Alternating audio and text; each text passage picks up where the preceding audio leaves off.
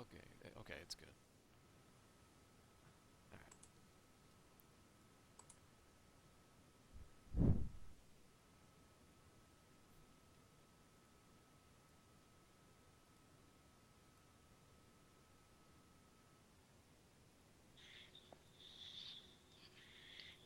Let's try to unmute it here. There we go. Brought to you by IWCRadio.com. It's the internet's most irreverent wrestling podcast. Now, please welcome Beans, Smoot, Chucks, and Will. This is the IWC. Hello everyone and welcome to IWC Radio. This is episode 129 and we're coming to you live on youtube.com. I'm your host Martin Nolan and I'm being joined by Smoot and Will. How's it going, guys? I need to learn my cues so I can switch it over at the right point when the guy's like, "This is IWC." Oh, well, okay. Does that mean that I kind of got cut off or no one could hear me? No, you're fine. You're fine. It was on me. I forgot to switch out the slides, basically. Ah, right. Yeah. I was going to say, it might not have been the worst thing to happen. Other than that, I'm doing all right. Good. How's it going, Will? Yeah, good. So, yes, we have an absolute jam-packed show where we're going to be talking an awful lot of things that have gone on, mainly some of the main things that we were talking about last week. We came to you live last week just before pretty much all the major things were happening, so we'll obviously be reviewing everything that has happened. We've had CM Punk make his UFC debut.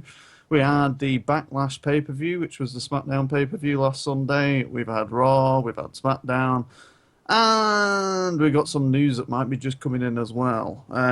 So, yeah, where should we start, gentlemen?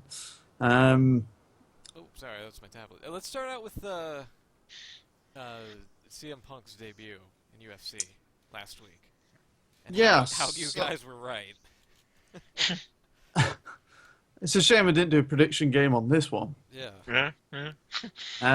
So yeah, CM Punk, he debuted at UFC 203, which was in Cleveland, which ironically was the same building that he quit WWE in, which is kind of weird. But yeah, losing effort. I think he lasted about 120 seconds. No, about 2 minutes, 14 seconds, I believe. I see, now a lot of people have kind of, ha, told you so, and, really kind of shot Punk down for it, but I just felt sorry for him in some ways, and in others I was quite proud of what he'd done. His mistake was he got a little bit excited and just kind of ran to his opponent, which I think Mickey Gall expected, and he just took him down. And then as soon as he got him down, you were just like, he's in trouble here. And then Definitely. He tried to defend as best he could, but, it was always going to be a problem from there on in. So, quite proud of the fact that he had the guts to do it. Mm-hmm. Obviously, it didn't go exactly as to plan. I don't know what you guys thought. Did you both watch it live? Or? Yeah, I saw it live. Yeah, I saw it live, yeah. It was an absolute mauling on Punk. It was, but it was one of those where as soon as he was taken down, then there was no way that, to be honest, he was really going to get up. Yeah, like when he came out, and then Mickey got him in a double leg takedown, and that was pretty much it from there. Yeah. It'd have been interesting to see what would have happened if they'd managed to stay on their feet a bit longer and whether he could have worked something in himself. But, as soon as I saw Punk come forward, you just thought he's just got excited and he's just kind of gone at him as if he's going to, and it was just like, you could tell he knew that he was going to get excited and go straight at him. So he just literally just took him down straight from the bat. I thought he did quite well trying to defend on the floor for what he could, but obviously there was the issue as well where he was kind of pushing up on the cage with his feet, which you're not allowed to do. Yeah. But again, you're in that situation, you panic, you're going to do anything you can to try and get out of that situation. But yeah, it was a bit of a shame, but also I thought it was a very strange feeling to hear Cult of Personality come out to a live audience. Yeah. And I couldn't help get a few hairs on my arm stand up. Definitely, it was definitely a goosebumps moment because it's been so long. Yeah. So There was a little moment as well, just as he was getting into the cage, where he sort of stopped and he looked back behind him, and he just thought, this is like he's back in WWE again. Yeah. it was. You could almost see it on his face, like I have missed standing Yeah. in front of this many people listening with this music. Yeah, definitely. Even when he was walking through the back and he heard the Yeah. music and he said something to one of them, like I don't even know what he said, but it was the same kind of thing. Like wow, like obviously he got a feeling from it. So the question is, guys, what happens next? It seems like maybe I've heard people say that maybe UFC he'll have another fight, but it won't be in the UFC itself. So maybe he'll still do MMA. I don't think he's going back to wrestling at all. Like I think his wrestling days are done.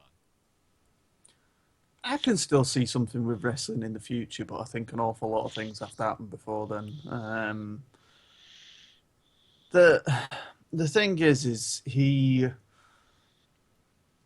it's an awkward situation for USC because they don't. It sounds awful, but they have a level of respect for the sport that they kind of already. Some people felt they crossed when they just let a celebrity in their eyes go into the octagon.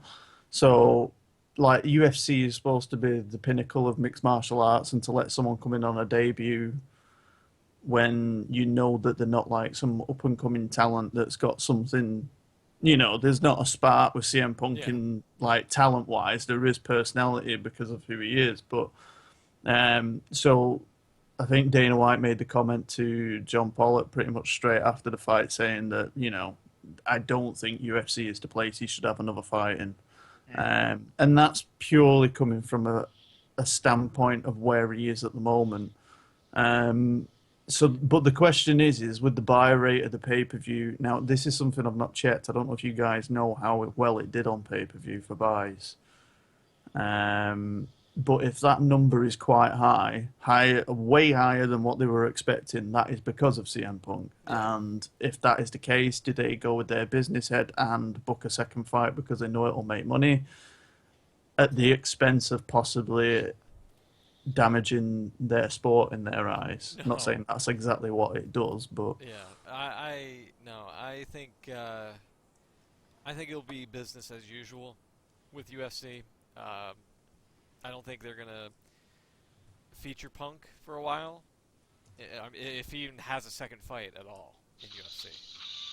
Whoa, sorry. And Will is apparently watching ads during the show. So I was trying to find out the buy rate, and got some weird adverts from Forbes website. Yeah. So I know. I think there's some. I've just seen something saying estimates now. This article is from yesterday saying they think that it's done between 425 and 475,000 buys, which if CM Punk wasn't on this, it probably wouldn't have done more than 250. Was what I was hearing. So that's the conundrum they're in now, because it's like, do you put in for another fight with him on a card because you know that you'll make money, or if they decide for him not to fight in UFC, there's other organizations like Bellator who would quite happily throw a lot of money at CM Punk for him to fight, which UFC don't want to happen. So there's a tough decision there. Also the buy rate for the winners, like Mickey Gall only got like $30,000, $50,000, and like Punk got like $250,000 or something like that. yeah. I heard something somewhere around 4 million he made in total off it all. What? Which I don't know of the validity of it, obviously, Me but neither. I mean, the one thing is Mickey Gall definitely. You can tell straight away the guy is a very talented fighter, Yeah. so he's Very got a big charismatic. future in front of him. And also, I mean, UFC was clever to book this because the worst case scenario was what happened on Punk's side. He got mauled straight away and the fight ended quickly. Yeah. It Yeah. made a name out of Mickey Gall. He's now got something when he next has his fight. So, you know, they weren't stupid in the way that they booked this. But yeah, it does kind of throw everything up in the air in the future, I think, for Punk. And UFC have to decide whether they want to kind of offend a few loyal MMA fans over the bits of money, or they have to give it up and let him go somewhere else where he'll make another company a lot of money. Yeah. So, but yeah, I can see CM Punk having another fight. Well, I mean, we said that all the way through, Well, really. supposedly, he's going to be on the Ultimate Fighter. Punk is. There was rumors I'd heard that as well, but I don't know. I don't know. It could be an avenue for him, but I suppose we'll just have to see down the line. But yeah, I think the next 12 months, 18 months of Punk's life definitely still going to be revolved around MMA. So after that, you know, if he has another fight and it's a similar result, or if there isn't much of an improvement, I think, you know, you're already talking that you're getting to a retirement age. So, you know, we'll see what happens. But, well, actually, I'm saying he's 37 at the moment, isn't he? So he's still got a few years. But, yeah, we shall see what happens. But nevertheless, it was a little bit gutting for him, but also still a big thing to have achieved. So I think it's right. As you said, you've got to respect them for giving it a go. Oh, absolutely. I've seen a lot of tweets, as you said, been a lot of tweets from people saying not very nice things about him. well, I don't know if you saw my Twitter account, but I had a did. nice argument, yeah. Well, yeah, to be honest, that was really seeing it, yeah. And I thought, there's no need for that, really. You know, you give the guy credit where it's due. Yeah, and I can understand people being frustrated for Punk being the character that he is, and you know the situations people have been in, and he hasn't always been in a good place. And some people might say he's not a nice person, but from the outsider's perspective of seeing what he's done and what he's achieved on a professional level, you've got to respect that, because there is an awful lot of people who definitely would not have done what he did. Yeah, definitely. So, I don't know if anyone saw the post-fight press conference as well, where he got a little bit emotional. He was trying to hold back tears. Yeah. And you just tell what it meant to him, and so you just got to respect him for at least giving it a go. Yeah. yeah, and I think a lot of people as well got picked up on the fact that they were all saying that he was crying after the fight as if that was a bad thing. No. And it was like, if you look at the picture where he's actually done, one eye is fine, the other one is bloodshot to hell because he's just been punched in it numerous times. Yeah, Mickey fucking rocked him in the octagon. Oh yeah. And Yeah. He had a cauliflower ear as well, and he got his shit pushed in basically. Yeah. To put it in layman's terms. But yeah, this is the thing. Like, you know, he could have quite easily gone into there with someone who, you know, is someone that no one's heard of, isn't a prospect going forward. It's just a fight, Right. And he could have had a close contest or even won it, and people would have been like, "Yeah, but it's a nobody," and that's not. You know, it doesn't get him anywhere, does it? You know, he wants to go in there to prove a point that he might be good enough to fight people that are of stature. And he's gone in there against a young upstart who has got a lot of potential, and we've obviously seen that is very capable in there.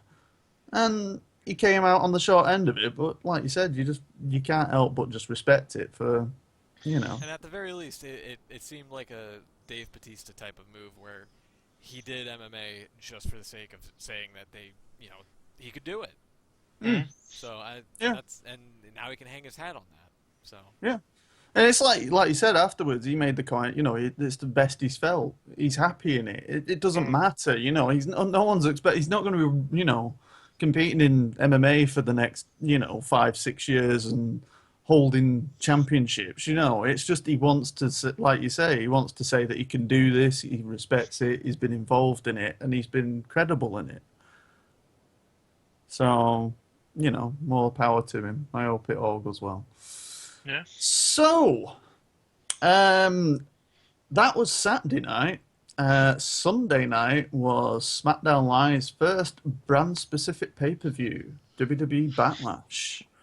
So, what did we think, guys? You gotta rustle the papers. You gotta rustle the papers. No, yeah. Let me get my little cruddy notepad out. There's teeth there. As you're doing that, I've got a bit of a disclaimer to make. Yeah, go ahead. I have seen no wrestling this week. Really? None at all. Not from Backlash, Raw, SmackDown, the CWC, nothing. Right, I've got to make a disclaimer as well. Yeah. I've not seen. No, I haven't seen CWC yet. Really? Yeah, I I've was just not had watching a chance. CWC before we came on here, but other than that, I've seen nothing else. I've seen the semi-final matches, but I've not seen the main event yet. I've just been so struck for time. It's just a match. Do you know who wins, or? No, I don't want to know. You don't want to know? But I have a feeling I know who wins. There is some news about that, and I'll try not to spoil it for you. I know, it's not very good when we're on a show where we're reviewing everything that happened in the past week, and I haven't seen everything that's happened in the past week, so I do apologise. That's all right. I do know who wins, but I've not seen it. But yeah. I don't know how. So, Will, where do you stand with all this? Do you know everything that's happened, or have you managed to try and keep everything secret? No, to be fair, I got to the Monday night of Raw, not knowing results, and then I went on Twitter and saw all kinds from Backlash. So I thought I'm not going to bother getting through the rest of the week. So. Wow. It's all recorded, and I probably will watch it at some point. But yeah, I know what happened anyway. So. Okay. Right. So, yeah, we'll go through it match by match, I suppose, just for the prediction thing, and just give a few quick thoughts on bits and bobs. But yeah, Smoot, what did you think to the show overall? Backlash? Not that great. Not terrible. But just like a middle of the road type of pay-per-view. Like it felt like honestly a 3-hour SmackDown. Yeah, and we were a little bit worried about that.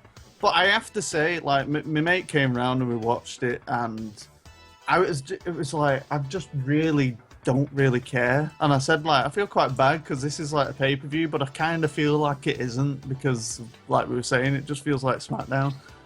But So I have to be on. Sorry, go on. So that was part of the reason why I didn't really feel like any need to watch it. It got to Monday night where I would finish work and I'd come home, and if there's a pay-per-view the night before, I'd normally watch it then. I just didn't feel any sort of necessity to watch it. Yeah. No, I can understand that because it's the first time that I felt in a long time where I thought, this pay-per-view is probably going to be absolutely crap. Like, as in, like, content. Not to disrespect them, obviously, for what they do, but just, like, I don't feel like it's going to be that important. Yeah. Even though they were crowning new champions and everything. But I have to be honest, at the end of it, my mate went, you said you were not going to enjoy that. And he went, that was really good. And I was like, do you know what, actually? I think that were quite good considering. And I think it was more because I was expecting disappointment. I find that a lot, actually. If you go into a show where you're not expecting it to be good, you enjoy it more. Yeah. Yeah, definitely. Yeah. Definitely. But, yeah, I did. I mean, I think if you take the main event out of this, then it is quite bland, to say the least. Yeah. But the main event itself was fantastic. So, on that note, shall we run through some of these predictions? Yes, please. Where should we start? Should we start with the top match? So we had the Women's Championship Six-Pack Challenge Elimination Match. God, they couldn't think of any longer names. For the SmackDown Women's Championship. I picked Nikki Bella to win. Smoot, you went with Natalya. Chucks went with Carmella. And Will, you picked Becky Lynch. Yay! So you've actually got a point. When this was the match where we all picked someone different. I am so annoyed with my predictions. Oh, I'm so annoyed at WWE because I think they pick things wrong. So I was convinced that Nikki was going to win it because I thought Carmella had too much like momentum going into it. But then also, if I was going to pick someone else, I probably would have picked Carmella, like Chucks did, because I was thinking maybe they'll just do it again with Nikki. But I just didn't think they were going to go with Becky Lynch to win the title this early, really. I thought they were going to hold it off a bit. Me neither, considering how many times she's lost, especially on pay-per-view. And then if Chucks was here, he'd probably counteract with, that's probably the reason why they put it on her, because you didn't see it coming. Yeah, I mean, it's like I said, I think when you think of the three major names, you think Nikki Bella, Natalya, and Becky, and you think the only one out of them who hasn't held a championship is Becky, so I can understand why they did it. But yeah, it was just a bit strange, but the match itself I thought was quite good. There was only one moment which was a little bit awkward, was Naomi I think she was skinning the cat, and she weren't able to pull herself up, and I can't remember who it was she was doing it to, but they had to kind of stand there waiting for her to do it, and it all got a little bit awkward for a minute. But apart from that, I thought the match actually did quite well. For those that were inexperienced in the match, I think, they held themselves quite well, really. I don't think there was any major... There was a lot of concerns, I think, with this match, thinking it could be quite a botch fest, really, and I don't think it was that. No, not at all. It was definitely a decent match for a women's match. Hate to sound like that, but it was. It was okay. I didn't have a problem with it, especially if Becky won. Yeah, so, and obviously since then we've found out that Alexa Bliss is the next opponent for Becky, so that'll be interesting, because obviously they're not going to take the title off Becky that quick, but, it gives Alexa a chance to develop a little bit more as she's moving forward, and she's been doing quite well so far, so it'll be interesting to see what they do. So Will got the point on that one. Next match is the Intercontinental Championship, which was The Miz versus Dolph Ziggler. Hey! So we all picked The Miz to win, and The Miz won. Because Dolph Ziggler's in a bit of a slump. I think you'd say not even a bit, like in complete slump right now. Oh no, that was a quote from him from SmackDown this week. I'm sure he said I'm in a bit of a slump. Booker said he's yesterday's news. He's basically old news, I guess. It was one of them, where you're thinking, we were all thinking that surely this must lead to a Dolph Ziggler heel turn. It was all lined up for him to snap. He lost the match, so we're thinking, yeah, it's going to happen. And then he just sat in the ring, looking a bit glum. And then he come out on SmackDown and just did his usual thing of, face me one more time. It's like it's turning into Christian. Just one more match. One more match, yeah. So, yeah, I just, I didn't feel it with Ziggler. I mean, they can still go down that road. It's just seeming to take a long time to get there, and people are just not caring. And I've got to be honest, that music, his entrance music, it is just telling me to either go to the toilet or make a cup of tea. I cannot stand that music. What, the I came to play? Or no, Ziggler? No, Ziggler's, because I just know straight away that what it is. It's just boring. It is show the world. Exactly. That's what I say every time I go to make a brew. I'm off to show the brew a world, kind of. What? It's just bizarre. Anyway, so Miz won though. I'd like to see them go the whole hog with this though, and make him be really awful. And end up in NXT or something again. Jesus. Wow, Will, you've got more willpower than me on that one. No. I think that he needed to do it at SummerSlam after he lost the title match, to be honest, but to draw it out for the Miz match this month and then to do it again for the next one, it's just come on. Yeah. And I don't know where the Miz goes from here, but he still has one of the longest reigning Intercontinental title reigns currently today. So. Yeah, I mean, he's doing good work at the minute, so, the situation with Daniel Bryan's worked quite well storyline wise and made him a bit more relevant. The only thing is there isn't that payoff that everyone wants really. So it's a bit awkward, but we'll see what they do with him. But sorry, that could make a good storyline. Let's see that if Ziggler, we've seen it happen to people legitimately, where they just fall off the main shows and end up in superstars and stuff. Do you think it would make a decent story if they played it properly? Didn't drag it on too long.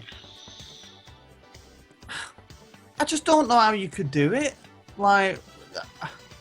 because if they turn around and they said Ziggler's will be on main event this week or on Superstars, no one's gonna watch it anyway. So yeah. I mean, you could do a flashback on SmackDown, but then I don't think that'd fit, if you know what I mean. It's like, Dolph also lost on Superstars to nobody would give a shit about that. Jack Swagger. What the hell was that? Yeah, I've seen that on YouTube. Oh my god.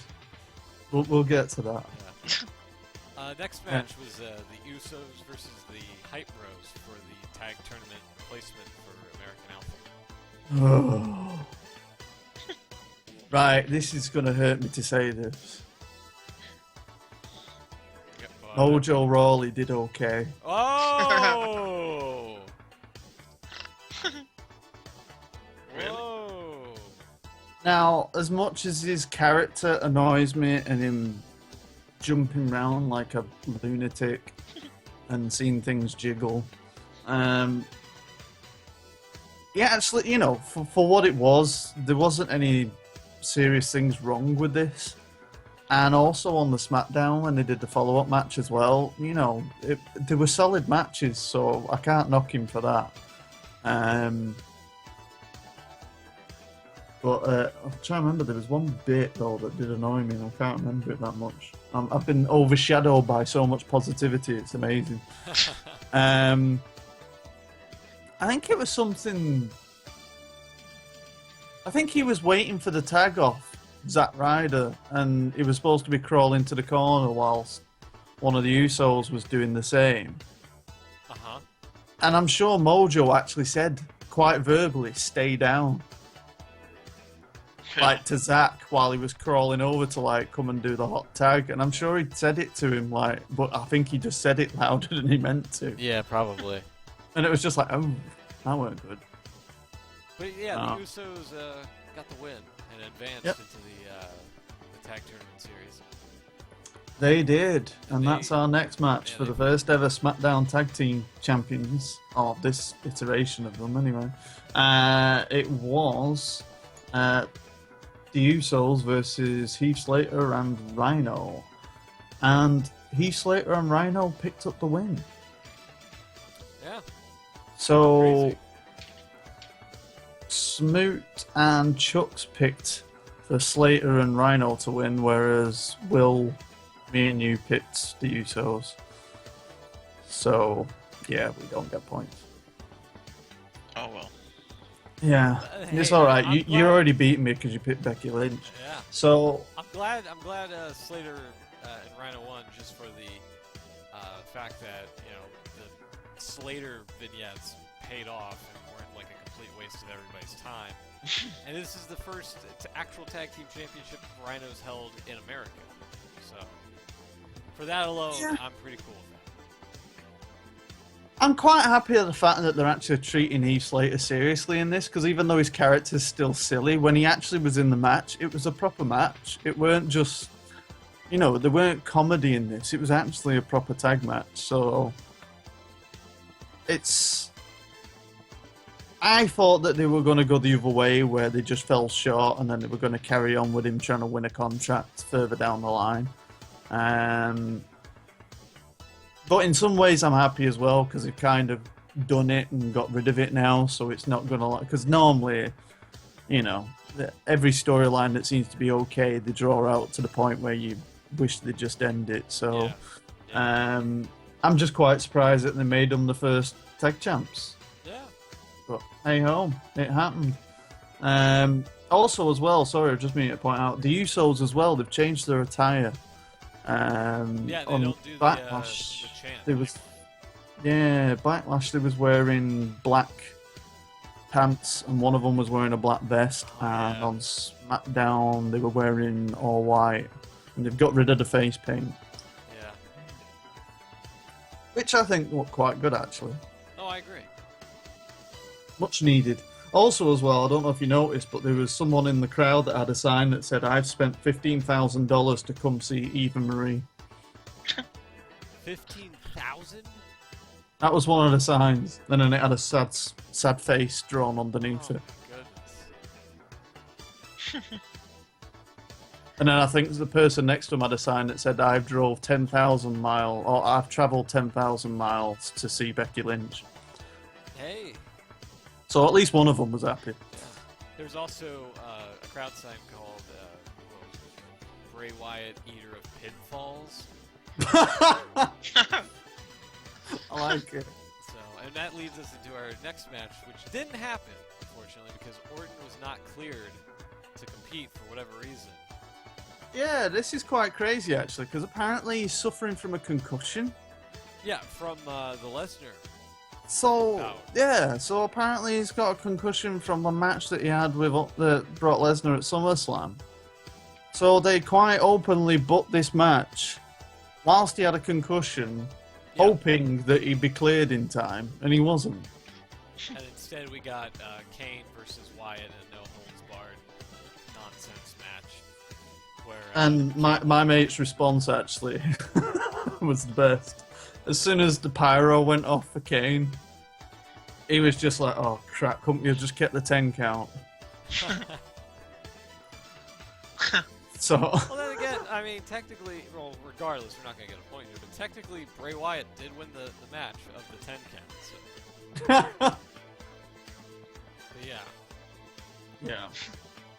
But yeah, I mean, the match itself between Bray Wyatt and Kane was okay, but I just didn't care. And then to top it all off, the only reason that they made me care is because they made Wyatt lose again. Yeah. And also, if Randy Orton is suffering from a concussion and isn't allowed to compete, why is he allowed to deliver a finishing move? I don't know. It's really strange. Because if he's suffering with a concussion, okay, he's not receiving moves, but for him to do the RKO, he is technically landing on his back. Yeah. And he could make it worse. Yeah. I feel it. So I don't know. I just think it's really strange. Same. But yeah, so Bray Wyatt, the Eater of Pinfalls, took one for the team again. And yeah, so the match never happened. And then we have our main event, which was Dean Ambrose defending his WWE Championship against AJ Styles. Steve's in the chat and he's just pointed out that I should get points for the dick kick. Yeah, Steve did call the dick kick. Yeah. I called the dick kick. You did too. Yeah. You both did. But I called it going the other way. Oh. I thought Dean Ambrose was going to deliver a dick kick because he got one on SmackDown. Yeah. And, you know, got a bit of revenge, and it made the match go on till next month. But they decided to go against that, and they made AJ Styles champion, which I'm not going to complain about. I almost went with Styles, if you remember correctly. I changed it last week at the last moment to Dean goddamn Ambrose. 'Cause I thought, for some reason, I thought he would have retained, because I would have thought they would have kept the AJ Styles Cena feud going when, you know, Cena would get the belt, but in order for that to happen, Cena would have to be like a 16-time champion, tying Ric Flair's record, and fuck that. So Yeah, well, I mean, I saw the error of my ways after the match happened and whatnot. And for the record, this wouldn't have happened if TNA and Dixie Carter just had the finances to keep AJ Styles around. If they were able to give him the money that he wanted at the time, he would still probably be in TNA, and who knows? Yeah. You know, I mean, you never know, do you? It's crazy to think about how bad of a businesswoman Dixie Carter is to let one of her top stars go, and is now a WWE champion in a rivaling company. Yeah. Can't argue with it. I mean, the thing with Styles is as well, even when he came into WWE, I don't think he was ever seen to be put into this position. Yeah. Not at all. But it's worked for him since he's come. And I've got to be honest, even I was, I put him in that same category of like what I would with a Finn Balor at the minute, where you know that he can go in the ring and, he's a veteran and he's one of the safest pair of hands in the ring that you can get, as in technical match. I mean, I know obviously there's been some issues with his finishing move with other people and things, but his promos have just come on brilliantly in the last 6 months. Yeah. And he really has flourished, and it's kind of like, what would have happened if this guy had come round into WWE 6-7 years ago? It's like, I keep saying I can't believe how well he settled into WWE. And this is someone that bypassed NXT and everything as well, exactly. So yeah, I just can't believe, like, I was looking at it at the end of the show and was saying to my mate, like, I can't believe that the guy that was dubbed Mr. TNA is now the WWE champion. Yeah, it's incredible to think about. And hats off to the guy. Like, it's definitely a well-deserved championship to him. Yeah, definitely. And lastly, in the pre-show, I believe this was a pre-show match, I believe, right? Baron Corbin versus not Callisto, but Apollo Crews. Yeah, it got added at last second. Yeah. I didn't see it because I was doing stuff. I think I can't remember the reason why, but I was preoccupied with some things. But we could replace Apollo Crews with Callisto, and I think it probably would have been the same end result here. And most of us said yes, that there would be a match, but Corbin would be the one that came out on top. And again, I feel like you guys were in the ballpark. So. Yeah, I don't think it really changed much. It met what we were expecting, and it didn't help the start of the show either when you got the long delayed entrances for Shane and Daniel Bryan as well, where you just thought, yep, they're definitely struggling for time here. Yeah. I should say content. Bradley put a comment on as well after last week's show, saying that he just thinks it's a bit strange with WWE's consistency that you've got a SummerSlam event that went 4.5 hours, or 5.5 if you put a pre-show in there, and then they have a pay-per-view for Backlash where they're struggling to even get near 3 hours. So yeah, I think there's definitely a bit of a bit of a working point with them where they've, obviously this is all new. So it'll be interesting to see how it is in the next few months once they've had, a few months under the belt, really. Yeah. But yeah, that was Backlash. So I did miserable and got 2 points. I'm not quite sure what you guys got, but I'm sure Chucks will come back next week and tell us. I think I got 3, and then Chucks and Will got 4. Yeah, I hate you all. And we had the points up on the screen. The total points after that for a brief moment. Not sure if I can pull it back that's up. cool. There we go. Yeah, 29, 29, 46, 31. So Chuck still has the lead, and you and me, Beans, are tied for last. So. Wow. Yeah. I mean, I'm not last. You're not last for a change, Will. Yeah. Wow. My God, what's happening? Really? I feel like Man United when David Moyes took over. Anyway, I still also put I should get points for calling Cena to be added to the title picture if Styles won. Yeah, sure. Well, that certainly did happen. So SmackDown, just briefly, John Cena returned, and he had quite a spirited promo with Dean Ambrose.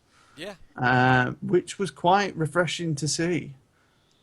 Dean Ambrose kind of coming across slightly more heelish again, which I like. And he got the upper hand at the end of the show as well, which people reacted as if he'd turned heel a little bit, and I don't think so. I think that's down the line. But yeah, I was quite surprised at some of the responses that Cena had to him, actually. I weren't expecting him to go off on him that much. I thought he were going to be all pally with him.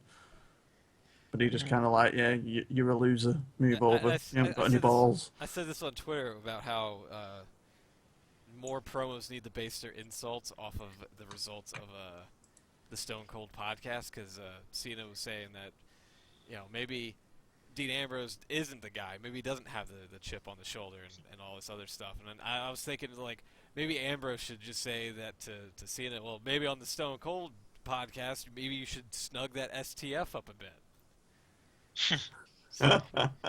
Yeah. Yeah. Yeah. It would be a lot better if promos were like that. It really would. But yeah, it was quite a good thing. It's interesting moving forward. I like the idea of the triple threat. But the thing that gets me with Cena is I don't think he's done anything yet on his like American Grit and stuff. So I thought he'd gone to do that after SummerSlam. And yet he's back on TV, and I don't think he's done anything that he was supposed to be going away to do yet. So I think that this might be a short-lived return, and then he's going to be off again for a bit. So, yeah, because I don't think the series... Because I was expecting him to be off now until near a Survivor Series, really, but he came back this week. So he's only been gone about 3 weeks, hasn't he? 3-4 weeks? If that? Yeah, something like that. It's about 3 weeks, actually. Because, yeah, SummerSlam was the end of August, so, yeah. So, well, anyway, we'll see what happens on that end. Is there anything else from this week? We haven't really touched much on Raw and SmackDown, but I don't think there was a massive amount that happened, really, this week. Yeah, I think it was just people trying to become, like, #1 contenders for titles and such. No, I didn't enjoy Raw this week that much. SmackDown was okay. I thought it was quite interesting with all the fallout. But this Monday, however, I believe it's the cruiserweight division, and yes, they'll be making their debut, which means that we shouldn't be seeing any more of Darren Young and Titus O'Neil. Yeah. Also, and this is the only spoiler that I'm going to give away to both of you, because I know you haven't seen the outcome of the Cruiserweight Classic, but apparently the Cruiserweights now have their own title. Right. Their own championship title. And it needs to happen. Whoever, I can't say because, again, Beans hasn't watched it, but they do compete for it at the end of in the finals match. The two folks and whatnot. So. Okay.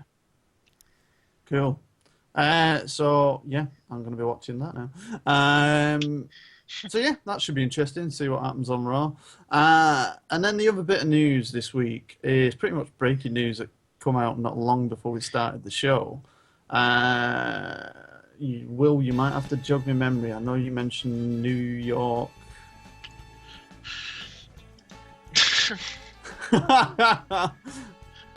Smoot gets the... Had to do it, I'm sorry. It needs to be done. It hasn't been done for a while. Yeah, it's true. I believe it comes through a couple of the more regular dirt sheets, if you like, but I think it's actually come from the New York Post. New York Post, that was it. And effectively, I actually read it on Wrestling News Source. That's one of the... It's been everywhere, though. Yeah. Effectively, it's on about Billy Corgan and his attempt to buy TNA. But in the same article, they also mentioned that there are two other parties interested in buying TNA. One of which probably isn't much of a surprise. It's Sinclair Broadcasting, which is the owner of ROH. The other one is a certain WWE. So with that said, is TNA Wrestling still in business? I don't know. Is it? I have to cue up the drum roll. Should we ask Vince? Does he know? If Vince gets hold of it, I can tell you whether it's still in business.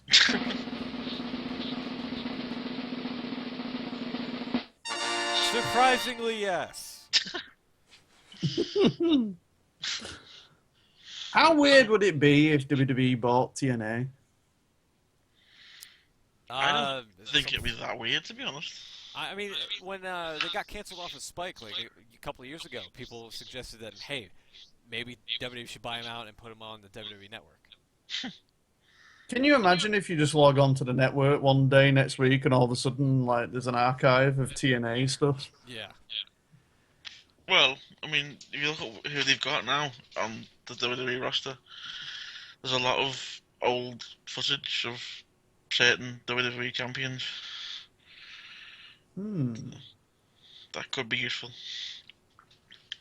So. And it really wouldn't be that jarring, considering one of the main events for Bound for Glory, I think, is going to be Aaron Rex versus Bobby Lashley. Aaron Rex being Damian Sandow. Okay. I think. Oh, no, excuse me. I have that incorrect. It's EC3 versus Bobby Lashley at Bound for Glory. I think Aaron Rex was doing something about Bobby Lashley on an episode of Impact. I got to catch up on that. So. Too much of delete and decay for my taste. I've just had this horrible realization that if WWE was to purchase TNA, that technically they would own Mike Tenay. Today's not with the company anymore, I believe. So. Has he left? Yeah, I think he left a while ago. They chose not to renew his contract, I think. He hasn't been used on TV or anything like that in ages, so. Well, I knew that he weren't the commentator and stuff, but I just thought that he did the occasional, like, backstage skit or something. Or... No. Wow. Yeah. Also, I've just realised that they would also own Josh Matthews again. WWE would like to wish you all the best with your future endeavours. One thing it does note, actually, in the same article, just a quick one, is that apparently TNA are that stuck for cash at the moment. They've sold the rights to the TNA trademark. To Aerolux. Yeah. Yeah. So it's not looking good, no matter, even if WWE don't get it. It's not looking good for TNA. For all them, like, I don't know, for all them weird, like, years it's been now where I've gone, like, yeah, they're definitely not going to make it past this year. They somehow and then they have. Yeah. And then the one time when, even though it's absolutely balmy and all this deletion matches and everything are going on and all this bizarre stuff that I've still not seen any of, is all taking place, it sounds like, even though it's absolutely stupid and balmy, it's actually getting people interested in TNA. So the one time when I've actually kind of not thought that they're in any major issues at the moment, and then I'm hearing that they might be sold. Yeah, it's kind of weird and ironic, really, that, you know, what could be considered the dying days of TNA is probably, you know, one of their best moments in wrestling of their product, really. It is very strange. It is. Did I see, I think it was you, Smooth, that retweeted they did an NT Arena match this week? Yes. Yes. Right. Was that intentional, or did Yes. just no one turn up? It was intentional, yes. And they paced it so weird, because it was like shoehorned in the middle of the show, so it made it seem like they evacuated everybody from the arena just to have this fucking match, and took off the turnbuckles, because it was also like a no turnbuckles allowed, or, you know, some bullshit stipulation to it. And after the match, they had a crowd again. So, I mean, it was kind of like immersion breaking like that. So, I was going to say, is it one of them where they gave out, like, hot dog vouchers to about 6 people just to empty the place? Maybe. Steve's also said in the chat, is it just a ploy to make other potential buyers move quicker? I don't know. It's possible. It really is, but I also get the feeling that if WWE wanted to buy TNA, surely it's got to be way affordable for them. I mean, I know they can do exactly the same as what they did with WCW and wait until the very last minute if they wanted to, but think that's probably what they're holding out for, to see how low it will go. Yeah. I don't But I think mean- they've got any interest in buying it as a, what's the phrase, a going concern. I think No, the tapes and stuff. Yeah, I was gonna say, when you've got a network that you keep going on about how much you add, and obviously there's only so much stuff you can add. Yeah. You know, a library of TNA stuff and being able to mention TNA and refer to it, and the amount of documentaries where you can then talk to people, you know, and have that. I mean, think of people like Bobby Roode and Samoa Joe and Yeah. AJ Styles, how much they would be able to refer to it if needed to. Yeah, definitely. It's not that, you know, you've been gone, what have you done for the last 12 years kind of thing, like, oh, Exactly. I've just been somewhere else kind of thing, you know. Yeah. It's been silly how it's been regarded. So depending on how much it costs them, it's still surely an investment in some ways, even if they just buy it, put it on the network, and then they can use it in promos. That alone should be worth something. I think if it's going to happen, it's going to happen now, because the way WWE recently seemed more open to the idea of other companies existing. Yeah. Yeah, It wasn't so long ago that WWE didn't acknowledge anyone, whereas now they seem to be a lot more And when open to the idea. And when AJ Styles was on the podcast with Austin, like that was probably one of the first mentions of TNA on WWE programming. So yeah, true. I definitely agree that if it's going to happen, it might happen soon. So we will have to keep our eyes on that one. Definitely. But yeah, it sounds awful. I hope it happens just because there's an awful lot of people I'd like to see get an opportunity back in WWE. Oh, totally, yeah. If possibly. But, I mean, when you think like NXT as well, you know, if you took Nakamura out of that and you took Bobby Roode out of that at the minute, you know, I mean, you've still got a lot of talent there, but you've not got them figure points. So if you're able to, you know, get an acquisition of TNA and you're able to possibly inject a little bit more of their talent into NXT itself in some ways, if that's a possibility, then that as well's got to be good for the longevity of NXT. So yeah, I'm hoping that something might happen. But we'll keep our eyes peeled on that one. Alrighty. I don't know if is there any other bits that we want to talk about, or if we covered the main things there, guys. No, I think that's it. So we've done everything. Yeah. Okay. We'll wrap things up. So, if you want to send us a question for next week's show, please do so using the hashtag IWC Radio. You can also follow us on Twitter at the IWC Radio. Thank you for taking the time to listen to us, and we will be back next week where I think we'll be doing our Clash of Champions preview. I think. Oh, God. Yeah, they're coming thick and fast now, guys. I'll take a look. Hold on. Clash of the Champions 2016. Oh, no, I think it's now been renamed to Clash of Champions. Whatever. Foley calls it Clash of the Champions. It's fine. September 25th, which would be... Still Night of Champions to me. God, yeah, it is next week. Not this Sunday, but next Sunday. Motherfuck. So, yeah. Oh my God. So, Alright, basically, every show is either going to be a preview or a review show. Pretty much. 19 pay-per-views a year, everyone. Alright. Dear. Take care, everyone. See you next week. See you next week, folks.